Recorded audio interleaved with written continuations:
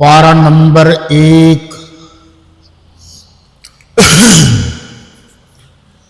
سورہ البقرہ آیت نمبر 137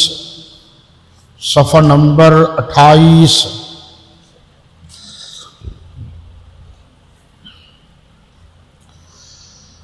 الحمدللہ رب العالمین والصلاة والسلام على سید المرسلین وخاتم النبیین وخاتم المعصومین والصلاة والسلام على آلہ واصحابہ الطیبین الطاہرین طاہرین الراشدین المہدیین وعلى ازواجہ وبناتہ واسباطہ واتباعہ اجمعین اما بعد فاعوذ باللہ من الشیطان الرجیم بسم اللہ الرحمن الرحیم فَإِنْ آمَنُوا بِمِثْلِ مَا آمَنْتُمْ بِهِ فَقَدِ اهْتَدَوْا وَإِنْ تَوَلَّوْا فَإِنَّمَا هُمْ فِي شِقَاقٍ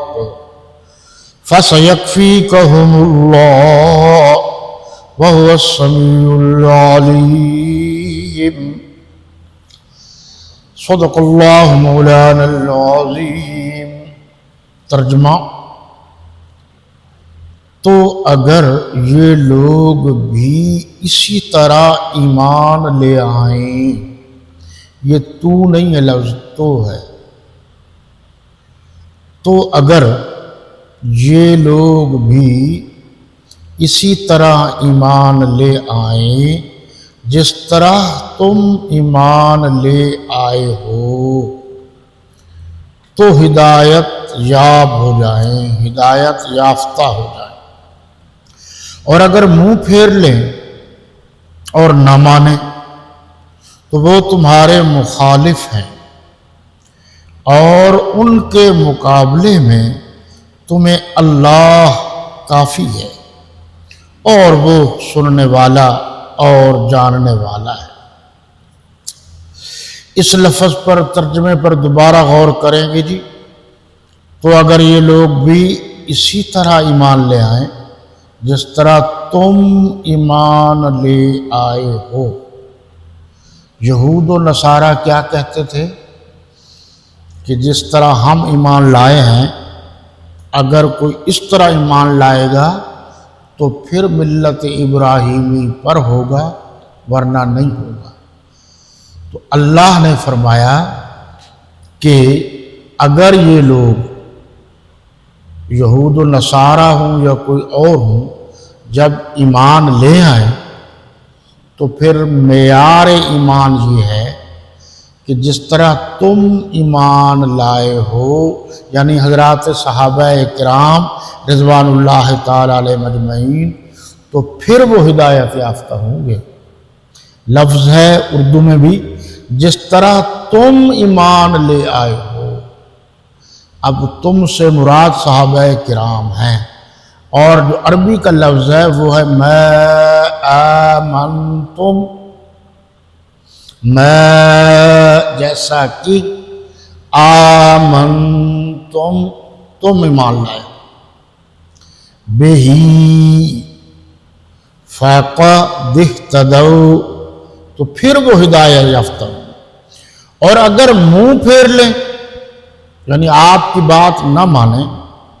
اور نہ مانیں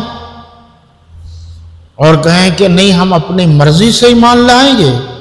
تو وہ تمہارے مخالف ہے۔ بعض ترجمہ لکھا ہے ہٹ دھرم ہے، ضدی ہے، اور انہوں نے لکھا ہے کہ صحابہ کرام کی طرح ایمان نہیں لاتے تو پھر وہ آپ کے مخالف ہیں، اور ان کے مقابلے میں تمہیں اللہ کافی ہے۔ گھبرانے کی ضرورت نہیں ہے، اللہ تمہیں کافی ہے، سننے والا ہے، جاننے والا ہے۔ جناب یہ ذرا تفسیر دیکھ لیجئے، جواہر القرآن ہے مولانا غلام اللہ خان رحمۃ اللہ تعالی علیہ، اور باقی مفسرین نے بھی یہی لکھا ہے، اس پر آپ غور کریں گے۔ یہود و نصارہ کنفرم غیر مسلم مدعی تھے، دعویٰ کرتے تھے کہ ہدایت کا مدار، کہ ہدایت کا دار و مدار یہودیت اور نصرانیت ہے،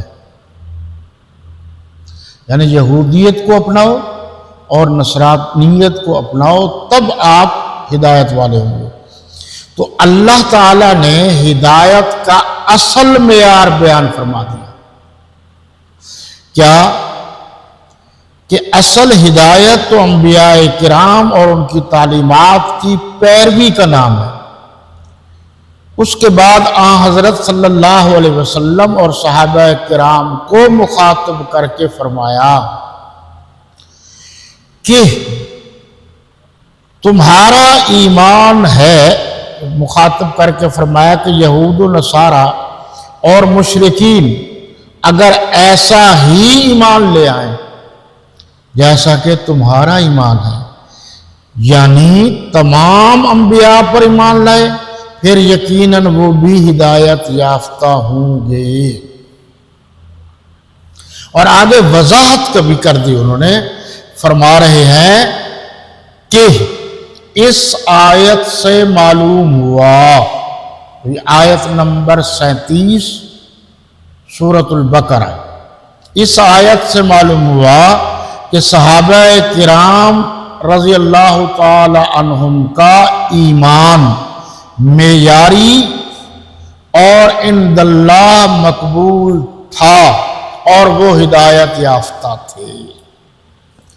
اب تمام مفسرین نے جو بات لکھی ہے وہ یہی ہے کہ ایمان کا معیار، ایمان کی کسوٹی، ایمان کا ترازو، حقیقی ایمان، اصل ایمان وہ یہی ہے کہ جس طرح اللہ کے رسول اور ان کے صحابہ ایمان لائے، اللہ کے رسول نے ایمان کی دعوت دی، صحابہ کرام ایمان لے آئے، تو صحابہ کرام کی طرح ایمان ہوگا تب ایمان مانا جائے گا، تب معتبر ہوگا، ورنہ نہیں۔ اور لوگ آپ کو دھوکہ دیں گے کیونکہ وہ خود بھی خیر سے پڑھے ہوئے نہیں ہوتے اور دوسروں کو بھی سمجھتے ہیں کہ نہیں ہے۔ حوالہ آپ یہ یاد رکھیں قرآن کا، آیت نمبر 137 سورہ البقرہ، یا بھول جائے آپ کو تو پہلا پارے کا آخری، اس میں ایک لفظ جو ہے نا ما آمنتم بہی، تو آپ صرف یہ پوچھ لیجئے کہ ما آمنتم بہی کا ترجمہ کیا ہے؟ ٹھیک ہے، مولانا محمد اسلم شیخ پوری رحمت اللہ تعالی علیہ، انہوں نے لکھی ہے تسہیل البیان فی تفسیر القرآن، بڑے معذور عالم دین تھے اور بہت ذہین ترین آدمی تھے۔ انہوں نے مسواک بیچ کر باقی معاملات میں گزارا کیا اور پھر اللہ نے مدد کی، اور ایسے مدد کی کہ انہوں نے تفسیر لکھی قرآن مجید کی اور کتابیں لکھی۔ تو انہوں نے کہا کہ صحابہ کرام رضوان اللہ تعالی علیہم اجمعین ایمان کی کسوٹی ہے، تولا جائے گا آپ کا ایمان، یہ صحابہ کرام کی طرح ہے یا نہیں، دنیا میں بھی یا آخرت میں بھی۔ دنیا میں یہ کہ دنیا کا کوئی کاروبار کرنا چاہتے ہیں تو پھر آپ وہ اسی طرح کاروبار کریں گے جس طرح صحابہ کرام نے کیا۔ انہوں نے زندگی میں کبھی جھوٹ نہیں بولا، آپ نے بھی نہیں بولا، وہ ہمیشہ سچ بولتے تھے، ہم نے بھی سچ بولنا۔ یہ دنیاوی معاملات ہیں، دینی معاملات ہیں، نماز ہے، روزہ ہے، حج ہے، زکوٰۃ، تمام معاملات اسی طرح کرنے ہیں جس طرح صحابہ کرام نے کیے۔ تو یہ معیار بن گیا، ایمان کا معیار، یا میرے لفظوں میں اللہ کے نبی صلی اللہ علیہ وسلم نے دعوت دی ایمان کی، صحابہ کرام رضوان اللہ تعالی علیہم اجمعین نے جو ایمان اللہ نے ان کو عطا فرمایا تھا، صحابہ کرام اس ایمان کی چلتی پھرتی تصویر تھے۔ یعنی کوئی بھی کہہ سکتا تھا کہ یہ آدمی جو جا رہا ہے یہ ہے ایماندار، اس میں چاہے معاملہ دنیا کا ہو یا دین کا۔ محبت بڑی عجیب تھی صحابہ کرام کو صلی اللہ علیہ وسلم سے، حضرت محمد صلی اللہ علیہ وسلم سے۔